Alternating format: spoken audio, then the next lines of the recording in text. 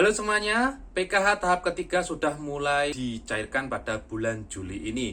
Nah, bagaimanakah kira-kira nasib penerima bansos PKH yang tahap keduanya kemarin tak kunjung cair hingga saat ini juga masih tidak kunjung cair? Apakah nanti bansosnya akan dicairkan double pada tahap 3 ini ataukah memang bansos PKH tahap keduanya tidak bisa cair? Nah, pada informasi kita kali ini kita akan coba membahas hal tersebut. Namun saya berpesan kepada Anda semua, para pemerhati informasi kali ini, silakan Anda simak dulu informasinya ya sampai tuntas karena nanti juga ada hal penting yang akan saya sampaikan terkait status dari KPM atau keluarga penerima manfaat khususnya bansos PKH ya. Maka dari itu silakan Anda simak informasinya sampai tuntas. Mohon jangan dipercepat agar tidak menimbulkan kebingungan dan tidak berakibat kesalahpahaman.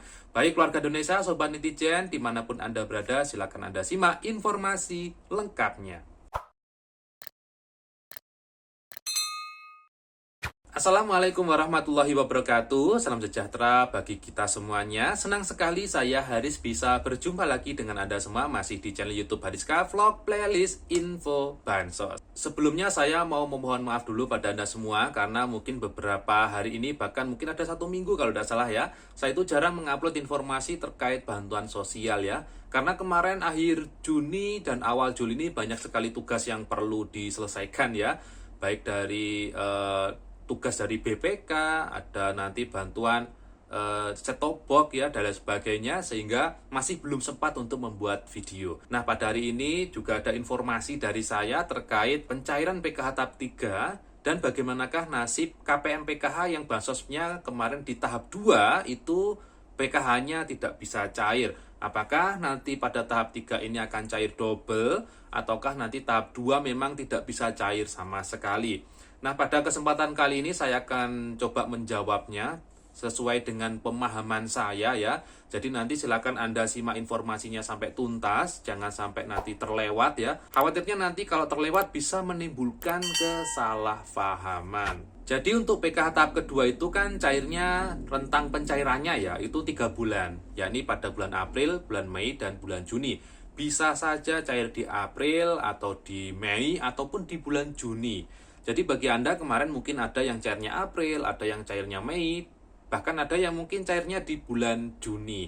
Nah, ketika ini sudah lewat di bulan Juli, maka itu adalah sudah tidak lagi waktu rentang pencairan PKH untuk tahap kedua. Nah, bisa jadi memang sudah tidak ada lagi pencairan PKH tahap kedua apabila bulannya sudah berganti. Nah, kali ini kan memang bulannya sudah berganti di bulan Juli, dan bulan Juli itu merupakan jadwal ya untuk pencairan PKH tahap ketiga. Maka di sini kami menyimpulkan, dan ini kesimpulan ini juga kami dasarkan dari pengalaman-pengalaman pencairan PKH sebelumnya. Biasanya kalau sudah lewat dari bulan jadwal pencairan itu, maka bansos PKH-nya itu sudah memang dipastikan ya sudah tidak bisa cair ya. Nah, bagaimanakah nasib KPM PKH yang bansos PKH-nya tahap kedua itu sudah tidak bisa cair? Tentunya kalau bansos PKH tahap kedua itu sudah tidak dicairkan, berarti bansos PKH-nya itu sudah genap 10 juta penerima ya. Jadi mungkin sudah 10 juta penerima se-Indonesia sehingga tidak ada lagi tahapan pencairan susulan. Jadi bagi Anda yang mungkin kemarin bansos PKH tahap keduanya itu sudah tidak cair, itu berarti Anda tidak termasuk dari 10 juta penerima bansos PKH. Lalu kalau tidak cair bagaimana? Ya tentunya kalau tidak cair itu yang pertama yang dilakukan adalah bersabar ya. Karena kali ini itu sudah ada perubahan terkait konsep dari penerima bansos PKH.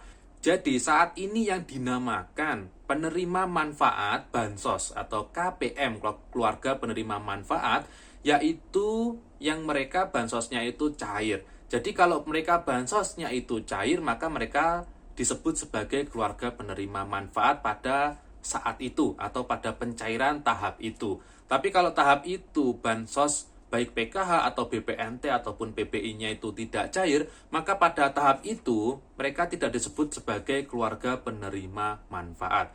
Kok bisa berubah-ubah? Ya, namanya bansos, bantuan sosial itu kan sifatnya bantuan, dan bansos itu ada kuotanya, dan bansos itu juga bukan upah atau gaji bulanan, sehingga penerima bansos itu sudah ditentukan ya, terkait aturan terbaru juga kuota dari bansos itu sendiri ya.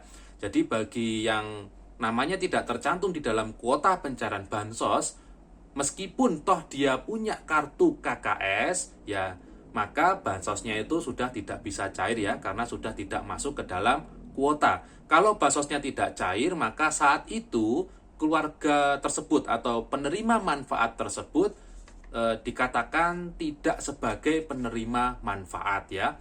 Jadi perlu diluruskan kepada Anda semua, bagi Anda yang memiliki kartu KKS atau kartu keluarga sejahtera dan bansos Anda tidak cair, itu berarti pada tahap itu, saat itu ya, Anda tidak termasuk sebagai keluarga penerima manfaat. Karena yang termasuk sebagai keluarga penerima manfaat saat ini adalah yang mereka bansosnya itu cair.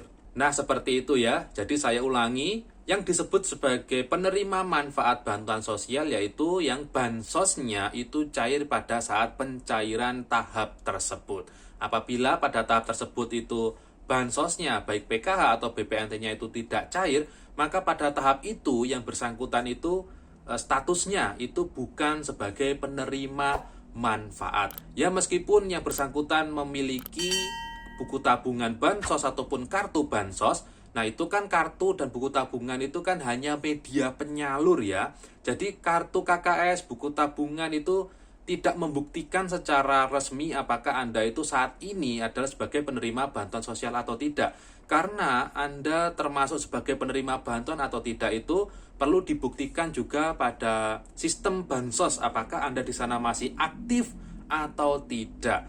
Ya mungkin saat Anda memiliki kartu itu dulunya Anda aktif, tapi sekarang karena datanya sudah tidak aktif dan kartunya kan memang tidak ditarik oleh bank ya, jadi kartunya itu tetap dipegang oleh Anda, tapi karena Anda sudah tidak aktif statusnya, maka saat itu posisi Anda bukanlah sebagai penerima manfaat. Berikutnya ada pertanyaan juga terkait misal tahap 2-nya memang benar tidak cair, apakah di tahap ketiganya ini akan cair kembali? Nah, itu juga menjadi tanda tanya ya, baik di penerima manfaat, juga dari pendamping, dan sebagainya. Nah, apakah nantinya akan cair kembali di tahap 3? Nah, kita lihat saja ya, dilihat saja nanti di data bayarnya. Kalau di data bayarnya itu muncul kembali nama Anda, maka pada saat itu Anda menjadi KPM kembali ya. Mungkin di tahap 2-nya tidak cair itu berarti Anda tidak lagi menjadi KPM, tapi kalau tahap ketiga PKH Anda itu cair, nah Anda menjadi KPM kembali. Jadi seperti itu.